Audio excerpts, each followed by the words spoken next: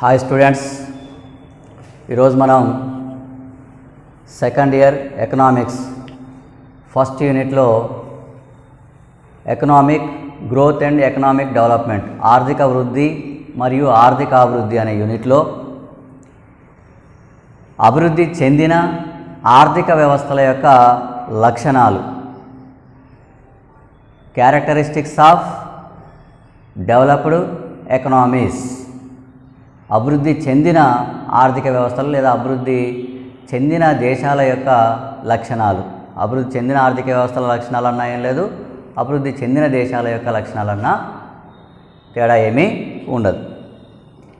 First of all, అభివృద్ధి చెందిన దేశాలు, అభివృద్ధి చెందుతున్న దేశాలు అనే దాన్ని దేని ఆధారంగా విభజిస్తారు అనే ప్రశ్న వేసినప్పుడు, అభివృద్ధి చెందిన దేశాలలో తలసరి ఆదాయం, తలసరి స్థూల జాతీయ ఆదాయం ఎక్కువగా ఉండడం, ప్రజల జీవన ప్రమాణం ఎక్కువగా ఉండడం, విద్య, ఆరోగ్యం, పారిశుద్ధ్యం, పౌష్టికాహారం, సామాజిక అభివృద్ధి, సాంకేతిక విజ్ఞానంలో అభివృద్ధి, జనన మరణాలు తక్కువ రేటులో ఉండడం, పేదరికాన్ని నిర్మూలించగలగడం, నిరుద్యోగ సమస్యను పారదోలగలగడం, అధిక ధరల పెరుగుదలను నిర్మూలించగలగడం, ఇలాంటి అనేక అంశాలలో మెరుగుగా ఉన్నదాన్నే అభివృద్ధి చెందిన దేశాలు లేదా అభివృద్ధి చెందిన ఆర్థిక వ్యవస్థలుగా చెప్పడం జరుగుతుంది. అయితే దీన్ని తలసరి స్థూల జాతీయ ఆదాయం, వార్షిక తలసరి స్థూల జాతీయ ఆదాయం ఆధారంగా 2014లో ప్రపంచ బ్యాంకు ప్రపంచ దేశాలను, ప్రపంచంలో ఉన్న అన్ని దేశాల ఆర్థిక వ్యవస్థలను 4 రకాలుగా వర్గీకరించడం జరిగింది. వాటిని ఇక్కడ బోర్డు మీద చూడవచ్చు. ఆర్థిక వ్యవస్థల వర్గీకరణ 2014లో ప్రపంచ బ్యాంక్, వరల్డ్ బ్యాంక్ చేసిన వర్గీకరణ ఇది. దేని ఆధారంగా అంటే వార్షిక తలసరి స్థూల జాతీయ ఆదాయం ఆధారంగా ఇది అమెరికన్ డాలర్స్లో వివరించడం జరిగింది, యుఎస్ డాలర్లలో వివరించడం జరిగింది. మొదటి ఆర్థిక వ్యవస్థలు ఏంటంటే నిమ్న ఆదాయ ఆర్థిక వ్యవస్థలుగా వర్గీకరించింది. అత్యంత తక్కువ ఆదాయం ఉన్న ఆర్థిక వ్యవస్థలు అని చెప్పవచ్చు. ఇవేంటివంటే వార్షిక తలసరి స్థూల జాతీయ ఆదాయం డాలర్లలో $1,035 కంటే తక్కువ వార్షిక తలసరి ఆదాయం కలిగిన ఆర్థిక వ్యవస్థలు ఏవైతున్నాయో, ఏ దేశాలు అవుతున్నాయో అవి నిమ్న ఆదాయ ఆర్థిక వ్యవస్థలుగా చెప్పడం జరిగింది. ఇక రెండో రకం ఆర్థిక వ్యవస్థలు నిమ్న మధ్య తరగతి ఆర్థిక వ్యవస్థలుగా వర్గీకరించింది.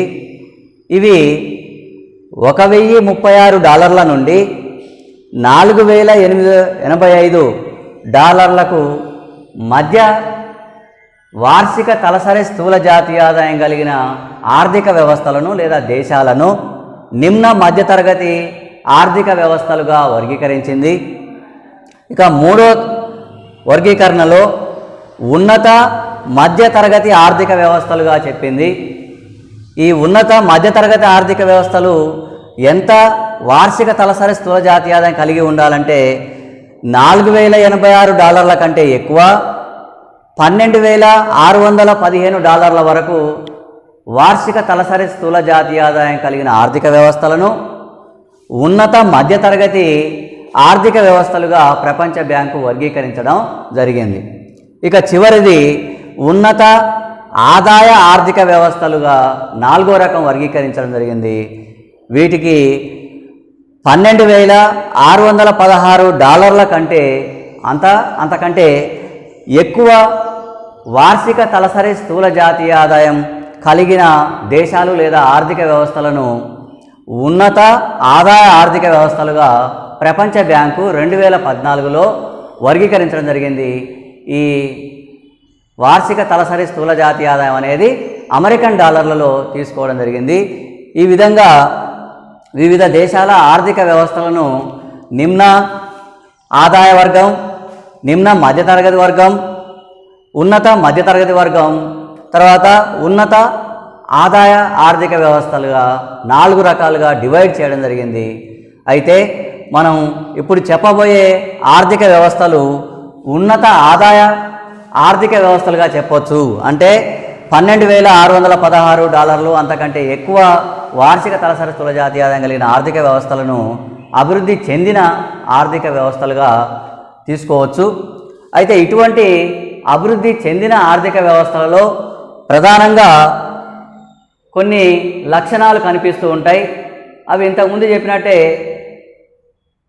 జీవన ప్రమాణం అధికంగా ఉండడం, జాతీయ ఆదాయం ఎక్కువ మొత్తంలో ఉండడం మిగతా దేశాల కంటే, తలసరి స్థూల జాతీయోత్పత్తి అధికంగా ఉండడం, మూలధనం అధికంగా ఉండడం, మూలధన సంచయనం అధికంగా ఉండడం, సాంకేతిక విజ్ఞానం మెరుగ్గా ఉండడం, ప్రజల జీవన ప్రమాణం, తర్వాత ఆయుర్దాయం, పౌష్టికాహారం, మంచినీరు, పారిశుద్ధ్యం, అందరూ అక్షరాస్యులై ఉండడం, నిరుద్యోగ సమస్య నిర్మూలించబడడం, పేదరికాన్ని నిర్మూలించడం, ఇలాంటి జననాల రేటు తక్కువగా ఉండడం, మరణాల రేటు కూడా తక్కువగా ఉండడం, శిశు మరణాలు తక్కువగా ఉండడం, తర్వాత ప్రసూతి మరణాలు తల్లులు చనిపోవడం కూడా తక్కువగా ఉండడం, ఇలాంటి లక్షణాలు కలిగి సామాజిక వ్యవస్థ అభివృద్ధి చెందడం, కులమత విశ్వాసాలు విడనాడడం, మూఢనమ్మకాలు వదిలేయడం,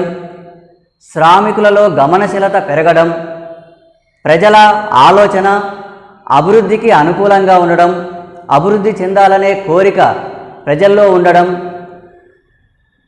ఆ తపన అభివృద్ధి చెందాలనే ఆలోచన ప్రజల్లో ఉండి అభివృద్ధి కార్యక్రమాల్లో ప్రజలు భాగస్వాములు కావడం, ఇలాంటి అన్ని విషయాలను పరిగణలోకి తీసుకుంటే ఏవైతే అనుకూలంగా ఉంటాయో అభివృద్ధికి, మెరుగ్గా ఉంటాయో ఇతర దేశాల కంటే, అటువంటి ఆర్థిక వ్యవస్థలను అభివృద్ధి చెందిన ఆర్థిక వ్యవస్థలు లేదా అభివృద్ధి చెందిన దేశాలుగా చెప్పొచ్చు. అటువంటి అభివృద్ధి చెందిన దేశాల్లో ప్రధాన లక్షణం ఏంటంటే పారిశ్రామిక రంగం ప్రాధాన్యత. అంటే వారి ఆర్థిక వ్యవస్థలో ఇండస్ట్రీ సెక్టార్కి ఎక్కువ ప్రాధాన్యత ఉంటుంది. వారి జాతీయ ఆదాయంలో ఎక్కువ భాగం పారిశ్రామిక రంగం నుంచి వాటా వస్తుంది. ఆ విషయాన్ని ఒకసారి పరిశీలిస్తే ఇంగ్లాండ్ దేశంలో 50% పారిశ్రామిక రంగం నుంచి జాతీయ ఆదాయానికి వాటా వస్తుంది. 21% రవాణా వాణిజ్య రంగం నుంచి వస్తుంది. ఇక 4% మాత్రమే వ్యవసాయ రంగం నుంచి వస్తుంది. అంటే మొత్తం 75% ఈ 3 రంగాలు, పారిశ్రామిక రంగం నుంచి 50%, రవాణా వాణిజ్య రంగాల నుంచి 21%, అంటే 71% ఈ 2 రంగాల నుంచి వస్తే, అంటే సర్వీస్ సెక్టర్, ఇండస్ట్రీ సెక్టర్ నుంచి వస్తే, మరి వ్యవసాయ రంగం నుంచి కేవలం 4%, మొత్తం 75 పోతే మిగతా అన్ని రంగాల నుంచి, అన్ని అంశాల నుంచి ఇంకొక 25% వాటా వచ్చే పరిస్థితి ఇంగ్లాండ్ దేశంలో ఉంది. ఇదే విషయంలో చూస్తే ఇంగ్లాండ్లో వ్యవసాయ రంగం నుంచి జాతీయ ఆదాయానికి వచ్చే వాటా కేవలం 4% ఉంటే భారతదేశంలో అది 20% వరకు ఉంది. అది భారతదేశం యొక్క వెనుకబాటుతనానికి సూచికగా చెప్పవచ్చు. అందుకని మరి ఈ విషయం ఒక బ్రిటన్లో, ఇంగ్లాండ్లోనే కాదు, యుఎస్ఏ, జపాన్, పశ్చిమ యూరోప్ దేశాలన్నిటిలో కూడా వ్యవసాయ రంగం వాటా తక్కువగా ఉండి జాతీయ ఆదాయంలో అత్యధిక వాటా, అంటే 4/3 3/4 భాగం సేవా రంగం నుంచే వచ్చే పరిస్థితి మనకు యుఎస్ఏ, జపాన్, పశ్చిమ యూరోప్ దేశాలన్నింటినీ పరిశీలిస్తే మనకు తెలుస్తుంది. సేవారంగం వాటానే ఆ దేశాల్లో అధికంగా ఉంటుంది. అంటే 75% వరకు సేవారంగం వాటా, మిగతా 25% వ్యవసాయ ఇతర రంగాల వాటా, అంటే పారిశ్రామిక వ్యవసాయ రంగాల వాటా ఉండే పరిస్థితి మనకు జపాన్లో కానీ, అమెరికాలో కానీ, పశ్చిమ యూరోప్ దేశాల్లో కానీ మనకు కనిపిస్తుంది. ఇక రెండవ లక్షణం ఏంటంటే అధిక స్థాయిలో మూలధన కల్పన, క్యాపిటల్ ఫార్మేషన్, మూలధన సంచయనం అనేది అధిక స్థాయిలో ఉండడం అభివృద్ధి చెందిన ఆర్థిక వ్యవస్థల యొక్క ప్రధాన లక్షణం. మరి మూలధన కల్పనను ఏ విధంగా చెప్పడం జరుగుతుందంటే, దేంట్లో భాగంగా చెప్పడం జరుగుతుందంటే, జాతీయ ఆదాయంలో పెట్టుబడి పెట్టే రేటు ఆధారంగా మూలధన కల్పనను లేదా మూలధన సంచయనాన్ని చెప్పడం జరుగుతుంది. ఇది అభివృద్ధి చెందిన దేశాల్లో వారి జాతీయ ఆదాయంలో 20 నుంచి 25% తిరిగి పెట్టుబడి చేయడం జరుగుతుంది. నెక్స్ట్ ఇయర్ ఉత్పత్తి కోసం మూలధన వస్తువుల మీద అదనంగా చేసే పెట్టుబడి రేటునే మూలధన కల్పన లేదా మూలధన సంచయనం అంటాం. దీన్నే ఇంగ్లీష్లో క్యాపిటల్ ఫార్మేషన్ అంటాం. దీని ఆధారంగానే నెక్స్ట్ ఇయర్ జాతీయ ఆదాయంలో పెరుగుదల అనేది ఉంటుంది. అదనపు పెట్టుబడి వల్ల అదనపు ఉత్పత్తి జరిగే అవకాశం ఉంది. పెట్టుబడులు పెంచకపోతే ఉత్పత్తి పెరిగే అవకాశం లేదు. అదే పరిస్థితి మరి 2018లో వివిధ దేశాల పరిస్థితి చూస్తే వాటి జీడిపిలో అమెరికా 21% పెట్టుబడి పెట్టినట్లు, జాతీయ ఆదాయంలో 21% అమెరికా పెట్టుబడి పెట్టింది. అదేవిధంగా బ్రిటన్, యూకే, యునైటెడ్ కింగ్డమ్ అంటాం, 17% వారి జాతీయ ఆదాయంలో తిరిగి పెట్టుబడి చేయడం. జర్మనీ 27% పెట్టుబడి చేయడం. జపాన్ 24% పెట్టుబడి చేయడం. చైనా 44% పెట్టుబడి చేసిన పరిస్థితి మనకు కనిపిస్తుంది. అయితే ఈ పెట్టుబడి రేటు అధిక మొత్తంలో ఉండడం వలన ఆ దేశాలు త్వరగా అభివృద్ధి చెందడం అనేది జరుగుతుంది. అభివృద్ధి చెందిన ఆర్థిక వ్యవస్థల్లో స్థూల జాతీయోత్పత్తిలో పెట్టుబడి చేసే రేటు అధిక మొత్తంలో ఉండడం వల్లనే ఆర్థిక అభివృద్ధి వేగంగా జరుగుతుందన్న విషయాన్ని చెప్పొచ్చు. ఇక నెక్స్ట్ ఆధునిక ఉత్పత్తి సాంకేతికత నైపుణ్యం. అభివృద్ధి చెందిన దేశాల్లో సాంకేతిక విజ్ఞానం అనేది ఉత్పత్తి రంగంలో ఎక్కువగా ఉపయోగించి ఆధునిక పద్ధతుల్లో ఉత్పత్తి చేయడం జరుగుతుంది. అది పారిశ్రామిక, సేవా రంగం, వ్యవసాయ రంగంలో కూడా మనకు మోడర్న్ టెక్నిక్స్ ఉపయోగించి ఉత్పత్తి చేయడం జరుగుతుంది. అయితే ఈ ఆధునిక సాంకేతికతను ఉపయోగించాలంటే దానికి అధికంగా మూలధనం అవసరం. మరొకటి టెక్నాలజీని అభివృద్ధి చేసుకోవడానికి, టెక్నికల్ డెవలప్మెంట్ కోసం పరిశోధన అభివృద్ధి మీద ప్రభుత్వం అధిక నిధులు ఖర్చు పెట్టాల్సిన అవసరం ఉంది. అయితే జపాన్, జర్మనీ, ఇజ్రాయెల్ వంటి దేశాలు పరిశోధన పైన చేసే వ్యయం చాలా అధిక మొత్తంలో ఉండడం జరిగింది. అది 2005-12 మధ్య కాలంలో, అంటే 7 సంవత్సరాల కాలంలో యుఎస్ఏ 2.79%, వాళ్ళ జాతీయ ఆదాయంలో 2.79% అమెరికా పరిశోధన మీద ఖర్చు చేస్తే, బ్రిటన్ 1.72% ఖర్చును పరిశోధన మీద ఖర్చు చేసింది. స్విట్జర్లాండ్ 2.8% ఖర్చు చేస్తే 2.87% ఖర్చు చేస్తే జర్మనీ 2.92% ఖర్చు చేయడం జరిగింది. జపాన్ వీటన్నింటికంటే ఎక్కువ 3.3% వాళ్ళ జాతీయ ఆదాయంలో పరిశోధన అభివృద్ధి మీద, రీసెర్చ్ అండ్ డెవలప్మెంట్ మీద ఖర్చు చేయడం జరిగింది. పరిశోధన, శిక్షణ, అభివృద్ధి విభాగంలో ఏ దేశ ప్రభుత్వం అయితే వాళ్ళ జాతీయ ఆదాయంలో అధిక మొత్తం ఖర్చు చేస్తుందో ఆ దేశ ఆర్థిక వ్యవస్థలు వేగంగా అభివృద్ధి చెందుతాయి. ఇదే కాలంలో భారత్లో వారి జాతీయ ఆదాయంలో, అంటే భారతదేశ జాతీయ ఆదాయంలో పరిశోధన అభివృద్ధి మీద చేసిన ఖర్చు 0.81% మాత్రమే, అంటే 1% కూడా లేదు, 0.81% మాత్రమే. జపాన్ 3.3% అత్యధికంగా చేస్తే భారతదేశం 0.81% అతి తక్కువగా చేసింది మనం తీసుకున్న ఎగ్జాంపుల్లో. ఇది 2005-12 7 సంవత్సరాల మధ్య కాలంలో వాళ్ళ జాతీయ ఆదాయంలో ప్రతి సంవత్సరం పరిశోధన అభివృద్ధి మీద చేసిన ఖర్చు సగటున లెక్కించడం అనేది జరిగింది. అందుకని అభివృద్ధి చెందిన దేశాల్లో పరిశోధన మీద చేసే వ్యయం ఎక్కువగా ఉండడం వల్ల ఆ ఆర్థిక వ్యవస్థలు త్వరగా అభివృద్ధి చెందుతాయి. తర్వాత 4వ అంశం ఏంటంటే జనాభా వృద్ధిలో తగ్గుదల. అభివృద్ధి చెందిన దేశాల్లో జీవన ప్రమాణాన్ని పెంచుకోవడానికి ప్రయత్నం చేస్తారు. కుటుంబ సభ్యుల సంఖ్య తక్కువగా ఉన్నప్పుడే ఉన్నతమైన జీవన ప్రమాణాలు పొందే అవకాశం ఉంటుంది.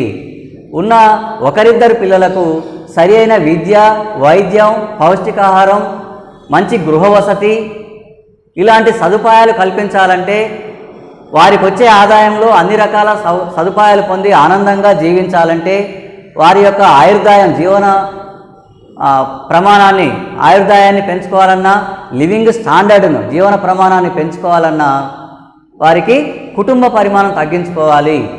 మరి ఇది ఎప్పుడు సాధ్యమంటే జననాల రేటు తక్కువ కావాలంటే మరణాల రేటు కూడా తక్కువ కావాలి. మరణాలు తగ్గినప్పుడే జననాల రేటు కూడా తగ్గుతుంది. ఎందుకంటే పుట్టిన ప్రతి శిశువు తప్పనిసరిగా బతుకుతుందనే నమ్మకం ఉన్నప్పుడే పరిమిత కుటుంబాన్ని ఆచరించడానికి అవకాశం ఉంది. అందుకోసమే మరి అభివృద్ధి చెందిన దేశాల్లో జనన మరణాలు తక్కువ స్థాయిలో ఉండడానికి కారణం శిశు మరణాల రేటు తగ్గించారు, తర్వాత ప్రసూతి మరణాల రేటును తగ్గించడం జరిగింది, అక్షరాస్యతను పెంపొందించడం, విద్యాభివృద్ధి, వైద్య ఆరోగ్య స్థితి మీద ప్రభుత్వం చేసే ఖర్చును పెంచడంతో ఆయా దేశాలలో జననాలు మరణాలు కనీస స్థాయికి చేరి జనాభాలో వృద్ధి రేటు తక్కువ మొత్తంలో అంటే 1% లోపు ప్రతి సంవత్సరం 1% కంటే తక్కువ జనాభా పెరుగుదల నమోదు కావడం అనేది అభివృద్ధి చెందిన ఆర్థిక వ్యవస్థలో మనకు కనిపిస్తుంది. గత దశాబ్దం వరకు కూడా భారతదేశంలో ఇది దాదాపు 2%. 2001 జనాభా లెక్కల ప్రకారం 1.83% వరకు జనాభా పెరుగుదల నమోదైంది. అంతకుముందు 2000 సంవత్సరానికి ముందు దశాబ్దంలో ఇది 2% వరకు ఉంది. అంటే 10 సంవత్సరాలకు ఒకసారి జనాభా లెక్కించినప్పుడు మన భారతదేశ జనాభా 20% జనాభా పెరుగుతుంది. 100 కోట్ల జనాభా ఉన్నప్పుడు 10 ఏళ్ల తర్వాత 120 కోట్లకు, మళ్ళొక 10 ఏళ్ల తర్వాత 143-145 కోట్లకు అట్లా పెరుగుతూ పోయి అతి తక్కువ కాలంలో అంటే 2040 లేదా 30 నాటికే భారతదేశ జనాభా చైనాను మించి ప్రపంచ జనాభాలో చైనా 2వ స్థానంగాను భారతదేశం మొదటి స్థానాన్ని ఆక్రమించే ప్రమాదం కూడా ఉంది. ప్రస్తుతం 2వ స్థానంలో ఉన్న జనాభా విషయంలో 2వ స్థానంలో ఉన్న భారతదేశం అతి త్వరలో మొదటి స్థానానికి ఎగబాకే అవకాశం కూడా ఉంది. ఎందుకంటే జనన మరణాలు అనేవి మన దేశంలో ఎక్కువగా ఉన్నాయి, శిశు మరణాలు ఎక్కువగా ఉన్నాయి, ప్రసూతి మరణాలు ఎక్కువగా ఉన్నాయి. అభివృద్ధి చెందిన దేశాలతో పోలిస్తే మన దగ్గర ఆయుర్దాయం కూడా తక్కువగా ఉంది. భారతదేశంలో ఆయుర్దాయం 65 నుంచి 68 సంవత్సరాల సగటున ఉంటే అభివృద్ధి చెందిన దేశాల్లో 78 నుంచి 80 సంవత్సరాల వరకు సగటున ఆయుర్దాయం అనేది ఉంది. అందుకని ఈ ఆయుర్దాయాన్ని పెంపొందించాలి, శిశు మరణాలు తగ్గించాలి, ప్రసూతి మరణాలు తగ్గించాలి, జననాల రేటు మరణాల రేటు ప్రతి 1000 మందికి జన్మించే వాళ్ళ సంఖ్యను ప్రతి 1000 మందికి మరణించే వాళ్ళ సంఖ్యను తగ్గించగలిగితే, కనీస స్థాయికి చేయగలిగితే ప్రజల్లో పరిమిత కుటుంబం వల్ల వచ్చే లాభాల గురించి అవగాహన చేసుకుంటే అప్పుడు జనాభా పెరుగుదల రేటు అనేది తక్కువ స్థాయిలో నమోదు కావడానికి అవకాశం ఉంటుంది. మరి ఇటువంటి స్థితి అమెరికాలోను, బ్రిటన్లోను, పశ్చిమ యూరోప్ దేశాలలో ఎక్కువగా ఉంది. ఆయా దేశాల్లో జననాల రేటు కనీస స్థాయిలో ఉంటుంది, మరణాల రేటు కనీస స్థాయిలో ఉంటుంది. తద్వారా తక్కువ జనాభా వృద్ధి రేటు నమోదు అవుతుంది. ఇక లాస్ట్ లక్షణం ఏంటంటే తలసరి స్థూల జాతీయోత్పత్తి. తలసరి స్థూల జాతీయోత్పత్తి అమెరికన్ డాలర్లలో 2018లో తీసుకున్న లెక్కల ప్రకారం చూస్తే యుఎస్ఏ $63,690 కలిగి ఉంది, యూకే $45,350 కలిగి ఉంది, స్విట్జర్లాండ్ $68,820 తోటి ప్రపంచంలోనే మొట్టమొదటి స్థానంలో తలసరి స్థూల జాతీయోత్పత్తి అధికంగా నమోదు చేసుకుంది. జర్మనీ $54,560 ఉంది, జపాన్ $44,380 కలిగి ఉంది, చైనా $18,170 కలిగి ఉంది. అయితే అన్నీ కూడా మనకు 63,000, 45,000, 68,000, 54,000, 44,000, 18,000. చైనా అభివృద్ధి చెందుతున్న దేశం అయినప్పటికీ $18,170 ఉంటే, అదే ఈ 2018 లెక్కల ప్రకారం భారత్లో $7,680 మాత్రమే ఉంది. తలసరి స్థూల జాతీయోత్పత్తి $7,680 మాత్రమే ఉంది. అంటే రెండింతల కంటే ఎక్కువ చైనా కలిగి ఉండడం అనేది తెలుసుకోవచ్చు. ఇది డాలర్లలో అన్ని దేశాల్లో తీసుకుంటే పరిస్థితి. ఒకవేళ మన దేశంలో ఉన్న విలువకు విదేశాల్లోని కరెన్సీ విలువకు మధ్యన పోల్చి చూస్తే ఈ తేడా ఇంకా మరింత ఎక్కువ కనిపించే అవకాశం ఉంది. అంటే ప్రతి దేశంలో కూడా వారి యొక్క కరెన్సీ విలువలు వేరువేరుగా ఉండడం జరుగుతుంది. ఆయా దేశాల యొక్క కరెన్సీ విలువల ఆధారంగా లెక్కిస్తే డాలర్తో పోలిస్తే మన దేశంలో కానీ చైనా కానీ ఇలాంటి దేశాల్లో, అభివృద్ధి చెందుతున్న దేశాల్లో కరెన్సీ విలువ తక్కువగా ఉండడం జరుగుతుంది కనుక ఈ తేడా మరింత ఎక్కువగా ఉంటుంది. ప్రపంచంలోనే తలసరి స్థూల జాతీయోత్పత్తిలో మొదటి స్థానంలో స్విట్జర్లాండ్ ఉండడం జరిగింది. అది $68,820 కలిగి ఉండడం. మనం ఇప్పుడు తీసుకున్న వివరాల్లో అతి తక్కువ స్థానంలో అభివృద్ధి చెందుతున్న దేశాలైన చైనా, భారత్తో పోల్చినా కూడా మనది $7,680, చైనాది $18,170 ఉండడం అనేది, అంటే రెట్టింపు కంటే ఎక్కువ చైనా తలసరి స్థూల జాతీయ ఆదాయం కలిగి ఉండడం అనేది చెప్పుకోదగ్గ విషయం. జనాభా మనకంటే ఎక్కువగా ఉన్నప్పటికీ తలసరి స్థూల జాతీయోత్పత్తి భారత్ కంటే చైనా ఎక్కువగా ఉండడం అనేది మనకంటే వేగంగా అభివృద్ధి చెందుతున్న విషయాన్ని ఒప్పుకోక తప్పని విషయం. అందుకని అభివృద్ధి చెందిన ఆర్థిక వ్యవస్థల్లో ప్రధానంగా ఈ 5 లక్షణాలు ఉంటాయి. జాతీయ ఆదాయంలో ఎక్కువ వాటా పారిశ్రామిక రంగం నుంచి రావడం, అన్ని రంగాలలో పారిశ్రామిక, సేవ, వ్యవసాయ రంగాల్లో అధిక స్థాయిలో సాంకేతికత, నైపుణ్యం అనేది ఉండడం, అధిక స్థాయిలో మూలధన కల్పన, జాతీయ ఆదాయంలో తిరిగి పెట్టుబడి పెట్టే రేటు అనేది అది 20-25% ఉండడం, టెక్నాలజీ కూడా దానికి పరిశోధన కోసం చేసే పెట్టుబడి వ్యయం కూడా ఆ దేశాల్లో ఎక్కువ ఉండడం, ఆధునిక ఉత్పత్తి పద్ధతులను అనుసరించి పారిశ్రామిక రంగంలో, వ్యవసాయ రంగంలో, సేవా రంగంలో కార్యకలాపాలు కొనసాగించడం, పరిశోధనపై చేసే వ్యయం ఈ దేశాలలో వాళ్ళ జాతీయ ఆదాయంలో 2% నుంచి 3% వరకు, అత్యధికంగా జపాన్ 3.3% వారి జాతీయ ఆదాయంలో పరిశోధన మీద చేసే వ్యయం 3.3% కలిగి ఉంది. అతి తక్కువగా భారత్ 0.81% కలిగి ఉండడం అనేది చెప్పుకోవచ్చు. ఏ దేశం అయితే పరిశోధనపై చేసే వ్యయం అత్యధికంగా ఉంటుందో ఆ దేశంలో అభివృద్ధి వేగంగా జరిగి అభివృద్ధి చెందిన ఆర్థిక వ్యవస్థ పరిణామం చెందుతాయి.